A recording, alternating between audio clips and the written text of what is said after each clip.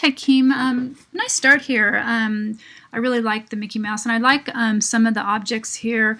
Unfortunately, there's no use of live paint. I think I've talked to you about this several times. You're using it a lot. Live paint is just, you know, it's a tool, so you're not really doing the work yourself. Can't use symbols either, okay? Symbols, maybe one little one would be okay, but you can't use symbols. The idea is to really draw these out with the pen tool, and half of the grade is use of the pen tool, which I don't really see any of them, so I'm a little bit concerned about that. So, you know, you can go back in and trace these or whatever, but there's a lot of live paint and a lot of use of symbols, which just, you know, for just a college class, a beginning class, you can't use those. I mean, when you get, you know, past school and you're in a design career and stuff, that's great. But when you're learning, yeah, can't use that. So I'm not quite sure what city this is, but I see the mouse, so maybe, I'm not sure. Maybe it's Mickey Mouse. But the first thing I wanted to mention, if you're going to use dark objects, be sure not to use a dark background. So if I turn this off, we can really see what you're doing here a lot clearer, right? So dark on dark doesn't work. Light on dark works fine. You can see how you can see this really well because it's light on dark.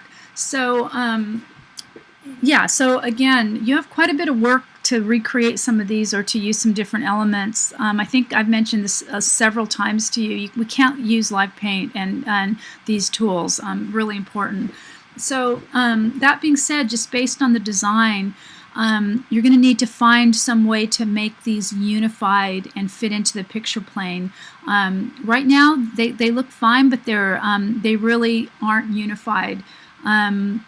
It's hard to see, you know, they're not relating to each other. They're kind of just floating on top. So I would suggest going in and looking at some of these examples that I posted. I mean, this is a student work, and you can see how she unified it with color, and she also unified it with the style and creation of the different objects. But I would probably, and this one too, it's unified with the black, right?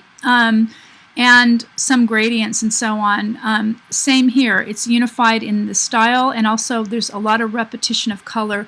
But in this one I really like too, the different buildings and how they get smaller because, you know, and that's what you could do too, make one large in the foreground, and as they get smaller, they look like they're further away, so that creates depth. And again, there's the city skyline.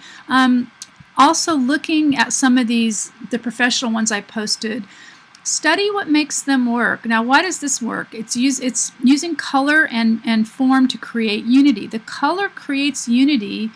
It unifies everything because the eye bounces through the design based on the color. So we say orange, orange, and we're going bouncing around with the orange. And again, repetition of these rectangles.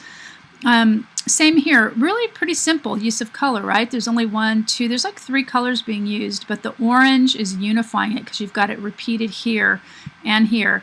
So, and again, you know, very simple. And note the use of gradients. You could use a gradient fill for the background, just I would do it light to dark. So be sure to look at some of those tutorials. So I'm a little, you know, I'm a little concerned about your grade with all this live paint stuff. Yeah, why don't you, yeah, you can always contact me about it. It's, you know, unfortunately, it's really not part of the directions. It says pretty clearly to use the pen tool. So, yeah. Okay, so let me know if you have any questions, and I look forward to seeing your progress. If you want to repost these, you know, and do the work yourself, you know, I'd be, you know, I'm fine accepting it, and you could probably pick up some more points. But again, be sure to thoroughly read the directions so you don't, you know, get pressed for time at the last minute, okay?